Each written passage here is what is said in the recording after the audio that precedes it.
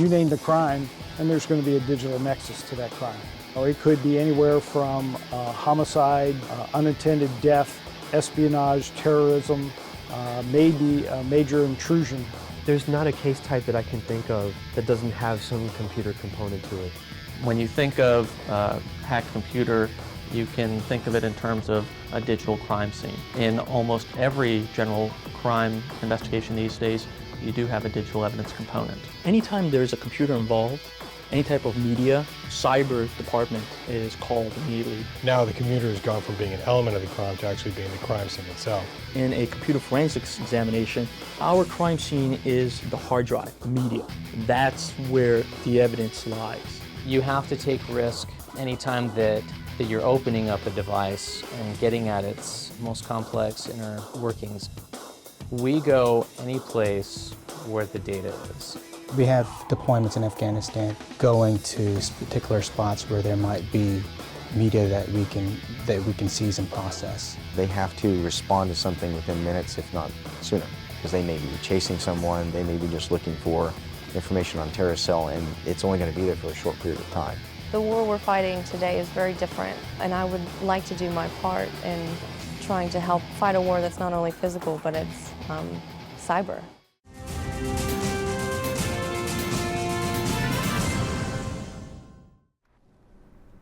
Searching for digital evidence in a homicide case, tracking the trail of a computer hacker, protecting U.S. service members from internet fraud and identity theft. These are all a priority for Defense Department special agents fighting cybercrime. They're on the front lines of a new war being waged around the world, and the battleground is cyberspace.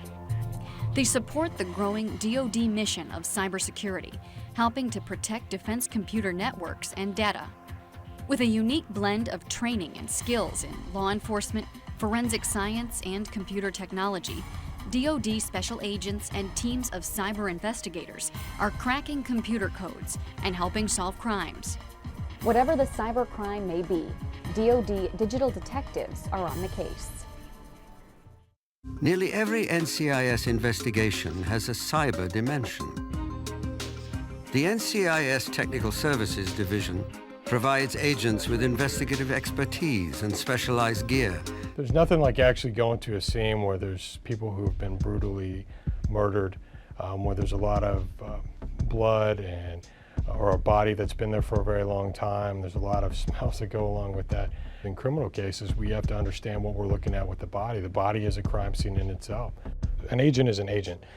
Basically, we're all trained law enforcement officers to work criminal cases and to follow the investigative process to come to an end, to help gather information, gather evidence, solve a crime. Computer investigations, computer examinations, they often lead to strategies of perpetrators, where they're going next. New developments in the Camp Lejeune Marine, who is suspected of murdering pregnant Lance Corporal Maria Lauterbach. An Onslow County, North Carolina grand jury indicted Marine Corporal Cesar Armando Lorian Thursday on 5 charges. Cesar Lorian was already absent without leave. So the fugitive team seized the government computers in an effort to see if there was any communication whatsoever to maybe the whereabouts of Cesar Lorian or the death of Maria Lauterbach. Whatever you do on the government computer, we can examine for criminal activity. However, in this case, we also got authorization from the commanding officer. Our job as computer forensic examiners is to extract that information from those computers, provide it to a case agent that can use that for legal proceedings.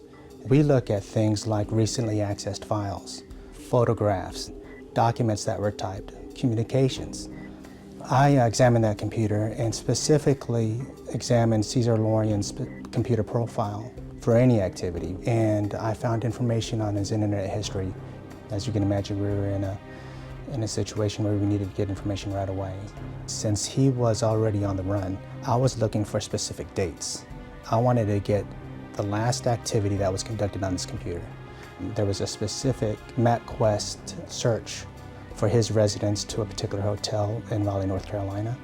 He was doing Google searches for defense attorneys on how to conduct a homicide investigation and job opportunities, classified ads in Puerto Vallarta, Mexico. That gave the fugitive team something to act upon, a viable lead.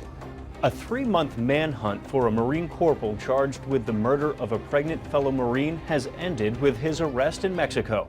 That's the beauty of a computer examination. It gives them insight into their activity, every aspect, where they may go next. We testified in court as far as the MapQuest searches, the Google searches, and what he was doing. And I think it helped the jury as far as premeditation and the deliberation of Cesar Lorian and his intentions. Traditional forensics is going into a room and actually examining the room and finding evidence. However, in a computer forensics examination, our crime scene is the hard drive, the media, and that's where we extract the information from. And that's where the evidence lies. In April 2008, in a Hampton Roads neighborhood, a female was found in her home. Her father came home and found her dead. It looks like somebody tried to show her arms were tied behind her back. The female was a daughter of a Navy sailor. She was half dressed and bound, laying in a pool of blood. NCIS Norfolk Field Office and Portsmouth Police Department opened up a joint investigation.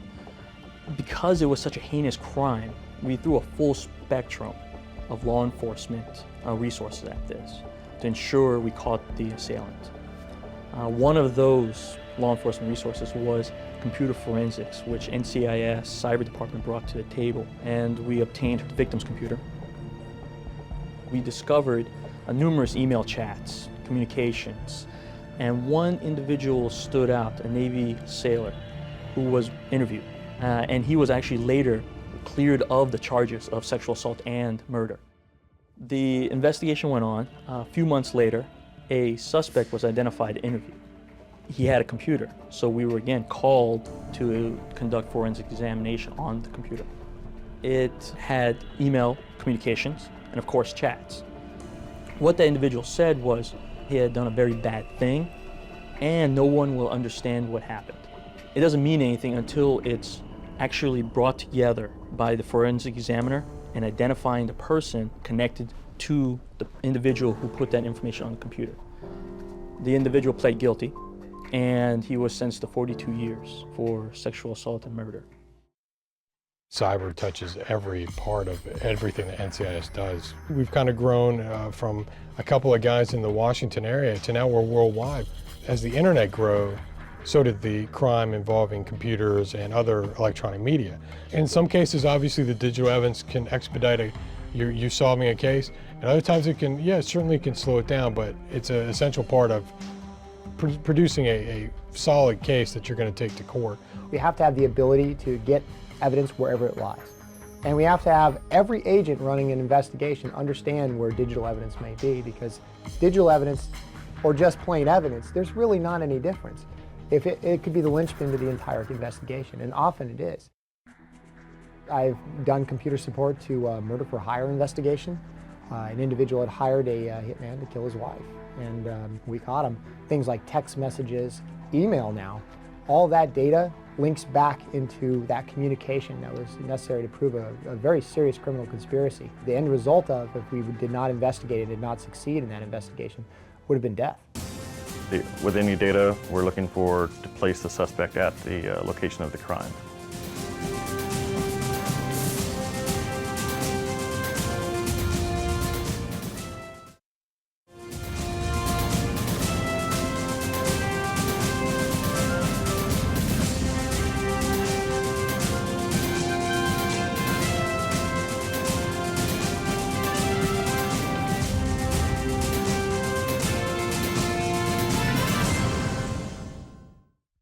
A lot of the investigative techniques with cyber investigations are simply an evolution of the general criminal investigative techniques. The hard drive is just bits and pieces. It's similar, again, to going into a room and doing traditional forensics. You're not bringing the whole entire room to court, but you're bringing the evidential pieces to court. Almost every device you have today is supported and contains digital media, which might be relevant to an investigation or an operation. If it's electronic, we've seen it. Mobile phones, a few years ago we saw very few of them, but now everybody carries them. They take them to the war zones. So it can be voice recorders, it can be gaming systems, computer systems. So the range of media is vast, and the amount of storage that we have to process is unbelievable nowadays. We have to place the suspect actually at the keyboard of a computer or actually in the possession of the equipment. A duplicator, a dossier kit. It actually takes a physical image of the hard drive. Just a sound means of actually looking at the data without actually changing the data. The hash is basically a mathematical value representing the actual data on the hard drive. It basically can tell you down to a point that nothing's been changed on that hard drive. One of the biggest things right now is actually GPS locations. It's on everything now. It's on cameras, it's on cell phones, and depending on those images, there are also geolocation EXIF data on the images, which we can actually incorporate into Google Maps and show us exactly where those pictures were taken. Say if someone took a picture of a crime that happened or shot a video of a crime, we can actually pinpoint where that crime took place and what time the photo was actually taken, so we can actually put the person at that location. With any data, we're looking to place the suspect at the location of the crime. We've had some pretty malicious things happen. Laptops been thrown on the ground by the suspect, and we have to, try to pull the data off these hard drives that have been bashed around a little bit. Each service has an inherent capability. And then, the cases that they want to send here, they send to our Defense Computer Forensics Lab, which is probably the world's largest accredited digital forensics lab. We must continue to be in the forefront of discovering new tactics, tools, and procedures that support the total force. Digital forensics is the science of retrieving or finding and discovering things that might be relevant to an investigation that might be housed on some kind of computer or something that holds digital media. We get evidence in or we get media in and it's in a poor condition, either because it's come from the war zone or it's just come from the community here in the U.S. or abroad and it wasn't taken care of, or it was damaged in transit, or the individual damaged it in an attempt to cover it up. Typically, if it's a computer, I need to get the hard drive out of it and make a copy of that hard drive, what we call an image. You have to try and extract all the information off there that you can. I'm learning new things every day on the significant data that can be on a hard drive of a PlayStation or the memory of a cell phone. It's a pretty good mix here of technology, young folks, and the experience of investigators. They think outside the box, and they're very, very creative in the solutions that they come up with. My job at the lab is to bring damaged or otherwise inaccessible digital evidence into its most useful state of functionality. There may be deleted items, there may be items that are years and years old, and our job is to get as much of the original data back as we can. We are trying to recover everything. Nothing is unimportant. We have a machine that has been developed that assists in removing the newest types of microchips. It's a physical process. Can't really do it if your hands are shaky on a bad day.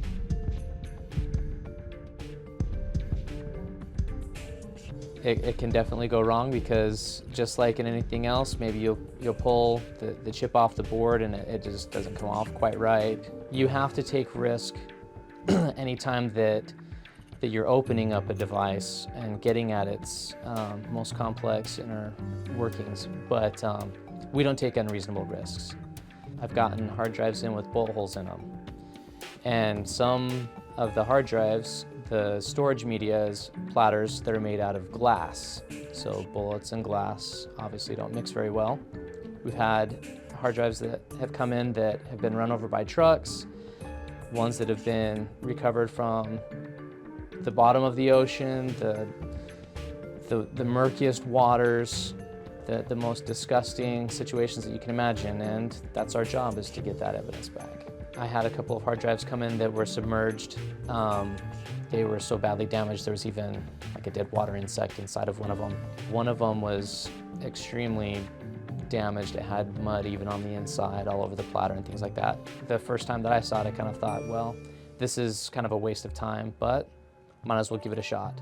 I was able to get my hands on basically what looks like a giant toothbrush that is a sonic scrubber, and so I gave the whole thing basically a good spray down with a miniature pressure washer. I'd spent months working on this thing. When I powered it on, have it hooked up to the machine, and it's recognized, obviously. There's the aha moment that, hey, it worked. We work many cases where people try to destroy the computer, the hard drive. It may look damaged, but when you go to the specialists, like the guys at DC3, they're able to take that type of evidence that may look like there's no way you're going to get anything off of it. And you may not get everything, but even a little bit of information can send you in another direction or help solve your case. We can help them connect all the pieces together and say if they're tracing down a kidnapping and trying to ascertain who actually did it or whether it was premeditated, the fact that someone may have used their computer to look something up on MapQuest and have mapped something, and us being able to find those traces, then connected to the fact that they synchronized it with their phone and then passed it on their phone, helps build that case that it was a premeditated act. Laying them on the side, then we'll verify that all the parts are taken out. Once that's been verified, we're going to have the slide up here.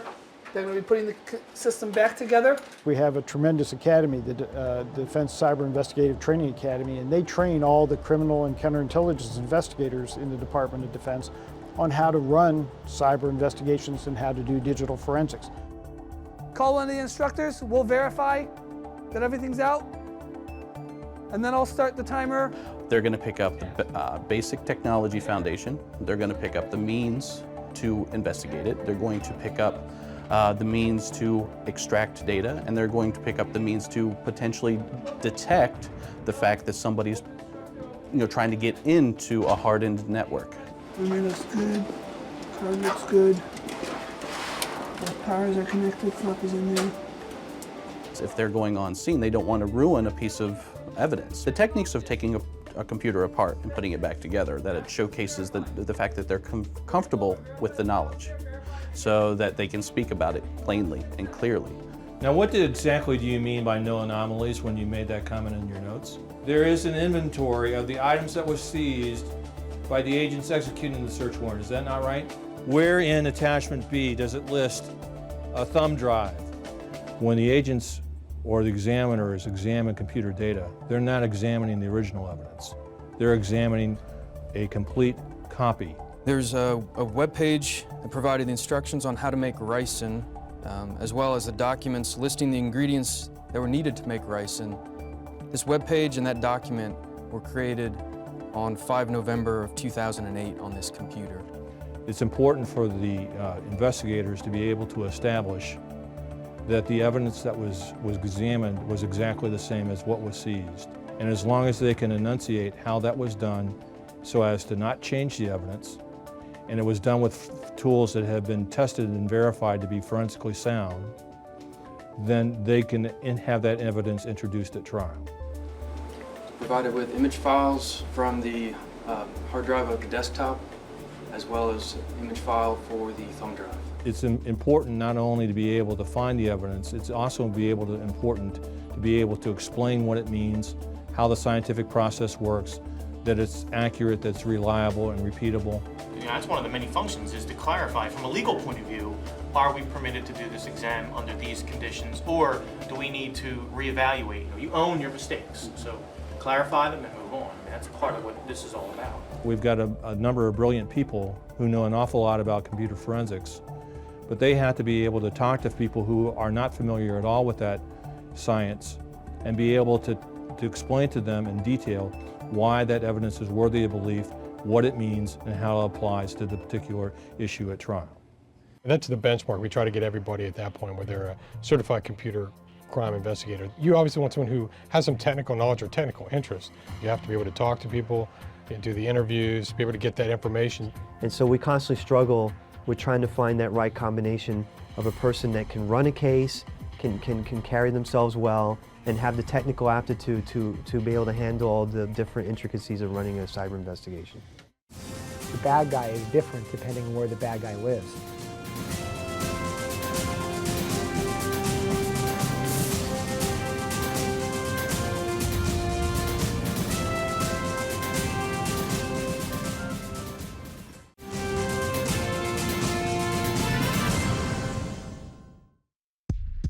in some parts of the world, people don't like the United States. So they're going to do what they can to destroy. There's definitely a very complicated world out there when it comes to computer networks, and we have always been one of the prime targets. It is a dynamic field, and the bad guys are always leveraging new technology for evil. It always has been and it always will be an arms race. As soon as we figure out how to defend better, they're going to try to figure out how to attack better. The truth is, cyber is the great equalizer. No longer are we just fighting a war on the ground, sea, or in the air. We're fighting in cyberspace. These invisible battles are taking place right now. The Computer Crime Investigative Unit, also known as CCIU, is the Army's only organization for conducting criminal investigations of computer intrusions and related malicious activities that are targeting Army networks. When I first got into this business over 10 years ago, the bulk of the computer intrusion incidents we were seeing were coming from what I would call recreational hackers. But we've seen a shift somewhat with more state-sponsored hacking activities where the focus is on intelligence collection. Those types of things worry us because it's a very driven, dedicated type of adversary who is looking for sensitive or classified information that could undermine, in our case, Department of Defense or Army activities. Cybercrime is one of those truly borderless crimes. There are many types of obfuscation, many ways that computer hackers can disguise where they're coming from and who they are. We generally look at from malware. In general, malware is just software that's designed to be malicious, steal identity information, compromise accounts, destroy computers. Once we identify them, we're able to try to figure out what it's doing, what processes it's doing, where did it come from. We had an Army computer, and what was on there was some very interesting malware, and it was designed to hide and propagate through the network. The computer itself wasn't what you would consider a workstation. It was actually a printer. And once the bad guy identified it as vulnerable, they took over the computer and used that as its launching platform. Well, they were trying to take over as many computers as they can and steal information. Steal as much information about the U.S. government as possible. It took some time, but yes, we were able to trace him and fully identify the person. We were not able to extradite him to the U.S., but we were able to prosecute him in a foreign country. I think understanding how the bad guy would think and operate does brings a nice edge to the table, because you can think if you think like the bad guy, you can figure out what they did. At least where it comes from malware, if they're going to hit the U.S. Army, they're going to hit other organizations as well. I focus on intrusions. Intrusion's an incident involving hacking against one of our customers' networks.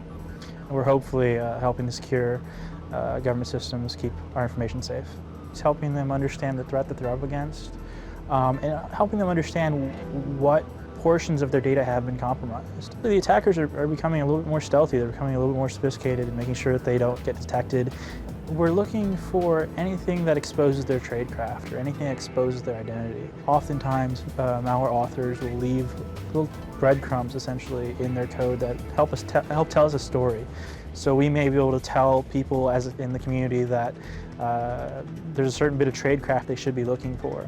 And even when we are able to detect them, analyzing their tradecraft, analyzing their tools has gotten a little bit more difficult over time.